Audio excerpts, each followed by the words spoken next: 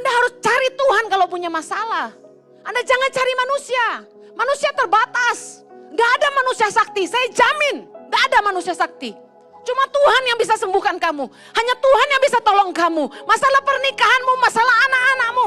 Tuhan yang bisa tolong kamu, bukan saya. Amen. Apalah manusia, kata firman Tuhan, cuma hembusan nafas saja. Kita cuma debu. Di hidup saya ini, gak ada yang saya bisa andalin. Saya kasih tahu, gak ada konglomerat. Banyak hal di hidup kita ini yang kita gak pahami. Jadi rahasia dan misterinya Tuhan. Saya sebagai hamba Tuhan gak bisa jelasin. Bu Heni kenapa begini, Bu Heni kenapa begitu. Saya yakin gini, ada hal-hal yang tetap jadi misterinya Tuhan buat kita. Karena dia Tuhan dan kita cuma manusia. Jangan tanya dia, don't question him. Why Lord, why Lord? Just learn to give thanks. Katakan terima kasih Tuhan. Aku percaya segala sesuatunya indah pada waktumu, amen.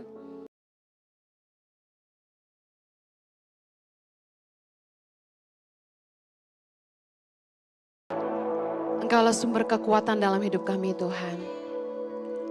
Kami gak mampu hidup tanpa Tuhan.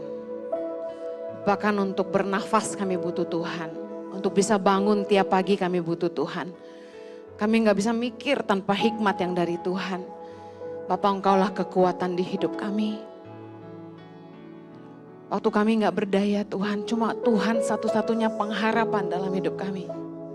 Saat ini kami yang datang dengan segala kesesakan. Kami gak berdaya. Tuhan kami mungkin yang sakit. Saat ini kami mengangkat tangan di hadapan-Mu. Tanda kami menyerah sama Tuhan. Kami mau bilang kami butuh Engkau Tuhan.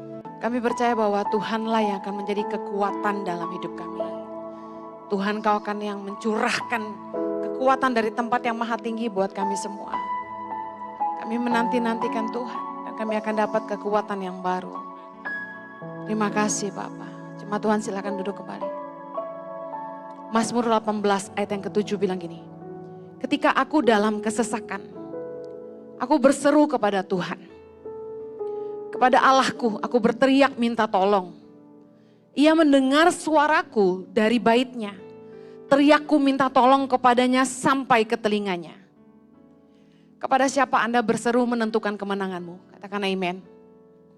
Raja Daud berkata, ketika aku dalam kesesakan aku berseru kepada Tuhan. Kepada Allahku aku berteriak minta tolong. Waktu Anda dalam kesesakan, Anda berseru kepada siapa? Anda berteriak minta tolong sama siapa? Karena sungguh kepada siapa Anda berseru akan menentukan kemenanganmu. Mazmur 46 ayat yang kedua, kita baca sama-sama. Allah itu bagi kita tempat perlindungan dan kekuatan. Sebagai penolong dalam kesesakan sangat terbukti. Katakan amen. Waktu kita lagi penuh kesesakan, waktu kita tuh lagi susah banget. Kita tuh putus pengharapan. Mungkin kita menghadapi sakit penyakit yang kita tahu itu sangat mengerikan. Banyak hal di hidup ini yang sebenarnya saya yakin kita gak bisa ditolong sama manusia. Uang gak bisa nolong kita dan kita cuma butuh Tuhan. Amen. Saya gak tahu bagaimana orang itu bisa hidup tanpa Tuhan gitu. Karena buat saya hanya untuk berpikir saja kita tuh butuh hikmat Tuhan di hati kita. Amen. Bisa bangun tiap pagi aja tuh butuh kasih karunia Tuhan. Kita bisa bekerja saja. Kekuatan yang kita punya untuk bangkit ini dari Tuhan. Kita bisa lakukan apapun semua tuh dari Tuhan. Gak ada kehebatan kita sama sekali. Waktu saya dalam kesesakan, saya cuma selalu berseru sama Tuhan. Ada di titik di mana saya lihat, kenapa burung Raja Wali itu terbang sendirian. Tapi dia kalau terbang tinggi, dia berada di bukit-bukit yang tinggi. Dia sendirian. Saya belajar bahwa di dalam kepemimpinan, dalam hidup kita juga, kita akan sampai di satu titik di mana kita nggak bisa ngandalin siapa-siapa, kita harus sendirian dengan Tuhan. Amen. Ada hal-hal yang mentok deh, orang nggak bisa tolong kita. Kita cuma bisa berseru sama Tuhan. Hari-hari ini saya sedang berbeban berat karena memikirkan beberapa orang-orang dekat saya sedang sakit gitu. Ya. Pastor Jojo lagi kurang sehat, makanya gak ikut ibadah malam ini, lagi diare. Dan sebenarnya ini sudah akumulasi dari minggu lalu karena kelelahan. Ya. Diare, kemudian tadi dia paksa mau berangkat, saya lihat wajahnya sudah pucat dan saya bilang, no, kamu gak ikut, kamu istirahat. Saya langsung telepon kenalan kami, untuk infus Pak Jojo di rumah. Lalu ada beberapa lagi yang sakit sedang dirawat ya di rumah sakit. Mungkin mereka gak happy kayak kalau saya sebut namanya, dari saya gak sebut nama ya. Jadi ada beberapa lah orang-orang dekat sedang dirawat di rumah sakit. Kemudian salah satu anak asuh saya yang saya sayang ada di rumah sakit saat ini. Besok dia atau malam ini kami lagi tunggu jadwal operasi untuk otot di lututnya yang robek harus dioperasi. Yang membuat saya sesak bukanlah hanya karena mereka sakit. Tentu kalau orang-orang yang kita sayang sakit tuh kita sedih ya. Juga ada satu staf saya, suaminya baru aja sembuh, sekarang dia lagi di rumah sakit. Nah, yang membuat saya sangat sedih dan tertekan adalah gini, kesibukan saya membuat saya tidak bisa bersama mereka gitu. Tadi pagi saya lagi siapin firman, untung salah satu jadwal dibatalkan sehingga saya punya waktu buat baca firman, untuk merenungkan firman. Saya nggak tahu dengan Anda, tapi dalam hidup saya butuh Tuhan. Setiap pagi tuh kalau saya nggak punya waktu sama Tuhan, saya stres gitu. Makanya saya nggak suka sibuk. Saya batalkan salah satu agenda tadi pagi karena saya bilang gini sama PA saya harus merenungkan firman, saya bilang. Saya nggak bisa. Akhirnya saya tinggal di rumah tadi pagi, merenung firman. Lalu siang terpaksa harus siap-siap lagi karena ada janji meeting, urusan Yayasan Tangan Pengharapan. Tapi sambil siap-siap saya sempat breakdown. Saya bilang sama suami saya bilang gini, mulai bulan depan, saya nggak mau ada acara apapun tiap pagi sampai jam 1. Kenapa sampai jam 1? Karena setelah saya saat teduh, saya butuh olahraga untuk menjaga kesehatan saya. Saya butuh waktu makan siang sama anak-anak saya. Jam 1 baru saya siap untuk meeting sampai malam gak apa-apa. Karena tiap hari itu jadwal saya padat sampai jam 11 malam, Bapak Ibu. Jadi saking lelahnya, jadwal gak berhenti, pergi terus, saya tuh gak happy gitu. Jadi saya bilang sama suami saya, mulai bulan depan, hapus semua jadwal saya hanya mau ketemu orang di atas jam 1, saya bilang gitu. Karena kami ada jadwal mentoring. Saya senang melayani, tapi kesibukan itu membuat kita kering gitu. Akhirnya saya bilang sama suami saya, cuma satu yang bisa membuat saya mau membatalkan waktu saya saat teduh adalah kalau orang itu mau mati, saya bilang. Sampai orang itu mau mati baru saya akan pergi, saya bilang gitu. Ibaratnya Bapak Ibu bisa ngerti ya, rasa putus asa saya dengan jadwal saya itu sampai segitunya gitu. Karena kalau diturutin, terlalu banyak orang yang mau ketemu. Dan hampir gak sanggup saya gitu. Saya sampai bilang sama suami saya, apa harus saya yang ketemu? Gak bisa. Bisa gak kasih, saya tuh gini, saya mau siapin firman Tuhan karena saya khotbah tuh seminggu 5. Boleh gak saya dikhususkan hanya merenung firman? Urusan-urusan yang lain bisa gak orang lain aja, saya bilang gitu. Gak bisa. Banyak orang yang nuntut harus ketemu Ibu Heni gitu. Waduh, kalau Anda lihat DM di IG saya, konselingnya maunya sama Ibu Heni, Menurut saya orang-orang ini terlalu berhala sih menurut saya. Anda pikir saya hebat, Anda pikir saya Tuhan, saya enggak bisa nolong Anda. Yang bisa nolong Anda tuh Tuhan. Kalau Anda dengar ibadah ini live, bahkan nanti tayangan ulang, Anda harus cari Tuhan kalau punya masalah. Anda jangan cari manusia, manusia terbatas. Gak ada manusia sakti, saya jamin gak ada manusia sakti.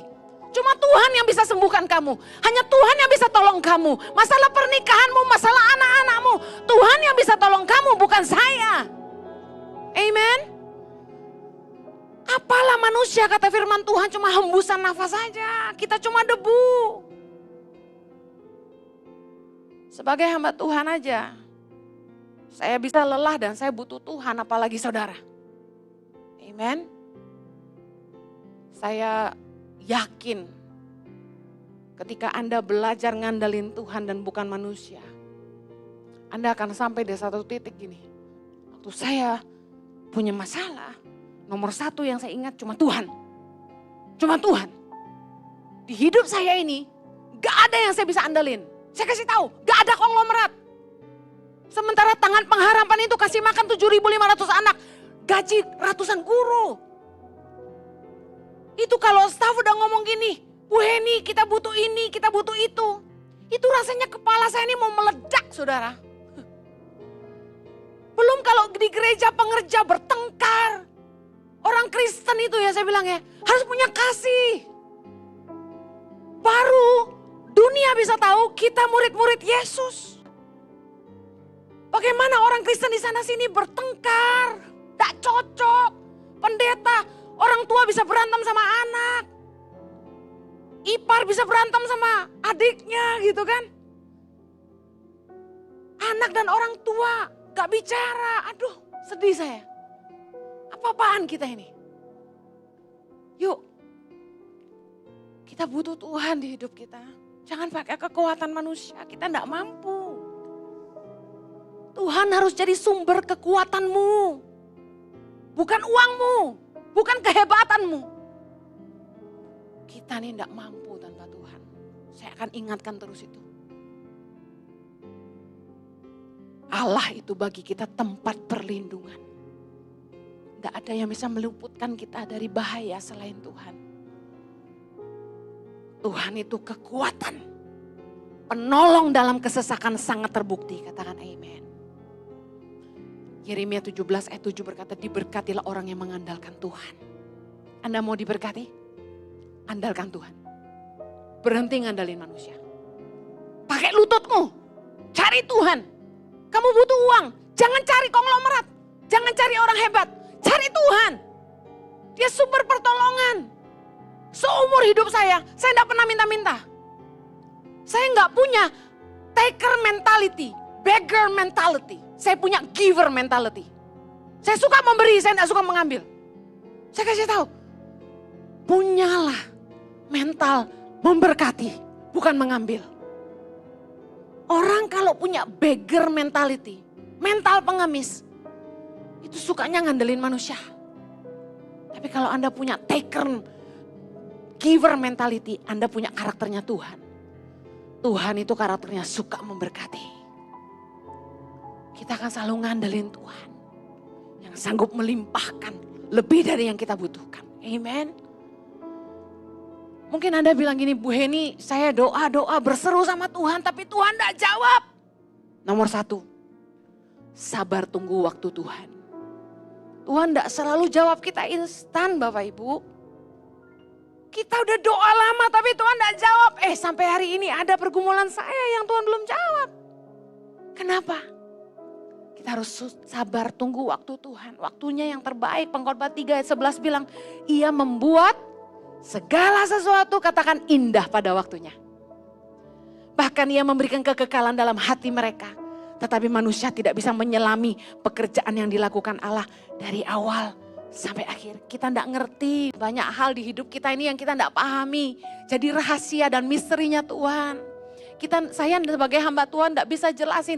Bu Heni kenapa begini, Bu Heni kenapa begitu. Saya yakin gini, ada hal-hal yang tetap jadi misterinya Tuhan buat kita. Karena Dia Tuhan dan kita cuma manusia. Jangan tanya Dia, don't question Him. Why Lord, why Lord? Just learn to give thanks. Katakan terima kasih Tuhan. Aku percaya segala sesuatunya indah pada waktumu. Amen. Ada orang yang kehilangan suaminya. Dihibur enggak bisa. Dikonselingin enggak bisa. Kejar saya. Pokoknya saya harus ketemu Bu Heni gitu. Kenapa harus ketemu saya? Emangnya kalau ketemu saya, dukamu bisa hilang? Lukamu bisa sembuh? Saya cuma manusia. Saya aja kadang berduka. Bagaimana saya bisa mengangkat duka Anda? Dengar baik. Kita tidak bisa ngerti jalannya Tuhan. Tapi tetap bersyukurlah. Kalau doamu belum dijawab, tetap bersyukurlah. Katakan segala satu indah pada waktu Tuhan. 1 Petrus 5 ayat 6 berkata gini. Karena itu rendahkanlah dirimu di bawah tangan Tuhan yang kuat. Supaya kamu ditinggikannya pada waktunya.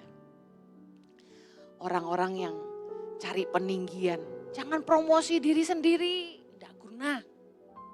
Kalau kamu mau ditinggikan, firman Tuhan berkata, rendahkanlah hatimu. Tak perlu promosi diri sendiri. Tuhan yang pilih, Tuhan yang angkat. Amen. Saya kasih tahu, justru saya paling gak pernah nongol. Dari kami pelayanan Tangan Pengharapan dari nol. Orang gak pernah tahu saya pendirinya. Yang orang kenal suami saya. Karena yang di TV itu yang muncul suami saya. Karena suami saya ganteng dan pintar ngomong. Sementara saya gak pede. Jadi saya yang pegang kamera. Saya rekam suami saya. Kata-katanya saya yang susun, sayang kamu ngomong gini. Dia yang ngomong. Karena dia pede sekali toh. Ganteng sekali toh. Jadi di kamera gak pernah gagal.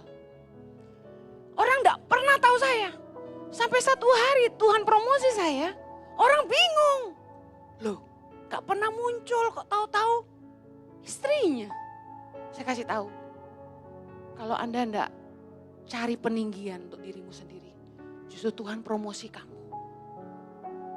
Yang dipandang hina sama dunia. Yang dipandang rendah. Yang dipandang enggak berarti. Itu yang Tuhan bikin berarti. Amen. Yang terakhir, kenapa doa kita enggak dijawab Tuhan? Mungkin Anda ada bilang gini, Tuhan aku sudah berseru-seru tapi Tuhan enggak jawab. Bu Heni, aku udah ngandalin Tuhan tapi Tuhan enggak jawab. Tadi pagi saya dapat ini. Kejahatan dan dosa itu sumber masalah. Kita tahu dalam Yesaya 59 dikatakan dosa adalah penghambat keselamatan. Ayat pertama bilang gini, sesungguhnya tangan Tuhan tidak kurang panjang untuk menyelamatkan dan pendengarannya tidak kurang tajam untuk mendengar. Tetapi yang merupakan pemisah antara kamu dan Allahmu ialah segala kejahatanmu. Dan yang membuat dia menyembunyikan diri terhadap kamu sehingga ia tidak mendengar ialah dosamu. Mungkin Anda bilang gini, Bu Heni saya gak jahat, saya juga gak hidup dalam dosa. Tapi Tuhan tetap gak dengar. Bahkan saya puasa Bu Heni. Saya puasa-puasa tapi Tuhan tetap gak jawab. Yesaya 35 ayat 3. Mengapa kami berpuasa dan engkau tidak memperhatikannya juga? Mengapa kami merendahkan diri dan engkau tidak mengindahkannya juga? Sesungguhnya pada hari puasamu, engkau masih tetap mengurus urusanmu. Dan kamu mendesak-desak semua buruhmu. Sesungguhnya kamu berpuasa sambil berbantah dan berkelahi. Serta memukul dengan tinju dengan tidak semena-mena. Dengan caramu berpuasa seperti sekarang ini, suaramu tidak akan didengar di tempat tinggi. Ayat 6, kita baca sama-sama. Bukan, berpuasa yang ku kehendaki ialah supaya engkau membuka belenggu-belenggu kelaliman. Dan melepaskan tali-tali kuk, supaya engkau memerdekakan orang yang teraniaya. Dan mematahkan setiap kuk, supaya engkau memecah-mecah rotimu bagi orang yang lapar. Dan membawa ke rumahmu orang miskin yang tak punya rumah. Dan apabila engkau melihat orang telanjang, supaya engkau memberi dia pakaian dan tidak menyembunyikan diri terhadap saudaramu sendiri. Ayat 8 baca sama-sama. Pada waktu itulah terangmu akan merekah seperti fajar dan lukamu akan pulih dengan segera. Kebenaran menjadi barisan depanmu dan kemuliaan Tuhan menjadi barisan belakangmu. Ayat 9. Pada waktu itulah engkau akan memanggil dan Tuhan akan menjawab. Amin. Engkau akan berteriak minta tolong dan ia akan berkata, ini aku. Apabila engkau tidak lagi mengenakan kuk kepada sesamamu. Dan tidak lagi menunjuk-nunjuk orang dengan jari dan memfitnah. Apabila engkau menyerahkan kepada orang lapar apa yang kau inginkan sendiri. Dan memuaskan hati orang yang tertindas. Maka terangmu akan terbit dalam gelap dan kegelapanmu akan seperti rembang tengah hari. Tuhan akan menuntun engkau senantiasa dan akan memuaskan hatimu di tanah yang kering dan akan membaharui kekuatanmu. Engkau akan seperti taman yang diairi dengan baik dan seperti mata air yang tidak pernah mengecewakan. Ada yang rindu doamu dijawab Tuhan. Simple gini. Tuhan gak jawab doa kita yang pertama karena kita harus sabar tunggu waktu Tuhan. Yang kedua, coba periksa hatimu, periksa hidupmu, apakah masih ada dosa. Yang kedua, apakah jalan-jalanmu sudah benar? Anda doa buat usahamu enggak jalan. Pertanyaannya, menjalankannya sudah benar belum? Tuhan enggak jawab doa kita kalau kita hidup dalam dosa. Yang terakhir, Tuhan enggak jawab doa kalau kamu jahat sama sesama. Kadang-kadang proses dari Tuhan dalam hidup kita simple hanya untuk mengubah hati kita. Merendahkan hati kita. Mengikis karakter kita yang buruk. Mengikis keserakahan dalam hati kita. Banyak orang-orang yang saya layani dan doakan. Dia bilang, Bu Heni, saya udah capek doa. Usaha saya enggak jalan, Tuhan enggak buka jalan. Malah sekarang tambah banyak masalah. Tiba-tiba dari pajak semua, periksa keuangan perusahaan saya malah harus didenda dan lain sebagainya. Saya diam dan saya renungkan dan saya dengarkan baik-baik. Simple sebenarnya. Gimana Tuhan mau tolong kamu? Kamu harus bereskan dulu bisnismu. Pajak harus bayar. Gaji pegawai enggak boleh tahan. Hutang harus dibereskan. Coba periksa apakah hidupmu merugikan orang lain. Karena waktu kita doa minta Tuhan tolong kita, ada orang lain yang berteriak karena kejahatan kita. Masih mendesak buru-buru. Masih bertengkar sama orang. Suami istri kalau lagi dalam masalah, justru harus sehati. Jangan bertengkar, jangan berkelahi. Biasa kalau nggak ada uang, malah ribut suami istri. Padahal harusnya datang sama-sama sehati, doa, minta sama Tuhan, buka jalan Tuhan. Yesaya 40 ayat 29 bilang gini. Dia memberi kekuatan kepada yang lelah. Dan menambah semangat kepada yang tiada berdaya. Ayat 31 bilang gini. Orang-orang yang menanti-nantikan Tuhan mendapat kekuatan baru. Mereka seumpama Raja Wali yang naik terbang dengan kekuatan sayapnya. Mereka berlari tidak menjadi lesu. Mereka berjalan dan tidak menjadi lelah. Katakan amin. Katakan dia memberi kekuatan kepada lelah, memberi semangat kepada yang tidak berdaya. Saya ingin tanya, ada Anda yang butuh kekuatan yang baru malam hari ini? Ada Anda yang mulai lesu dan tidak berdaya dan butuh semangat yang baru, butuh api dari Tuhan? Dengar, nanti-nantikanlah Tuhan. Saya ingin akhiri. Waktu kita menanti-nantikan Tuhan, apa yang kita lakukan? Bukan diam gitu aja, bukan. Menantikan Tuhan tuh gini. Menyembah dia, lalu ambil waktu mendengar dia. Sambil mendengar dia, minta rohnya menyelidiki hatimu. Karena kadang-kadang kita tidak tahu sebenarnya salah kita di mana. Tapi Roh Kudus, saat kita menantikan dia akan kasih hikmat sama kita. Apa yang harus kita perbaiki? Sebenarnya apa yang salah? Waktu menantikan Tuhan, kita akan dapat kekuatan baru tuh waktu gini. Tuhan memberi hikmat yang menyelesaikan masalah kita. Tiba-tiba rohnya membakar roh kita.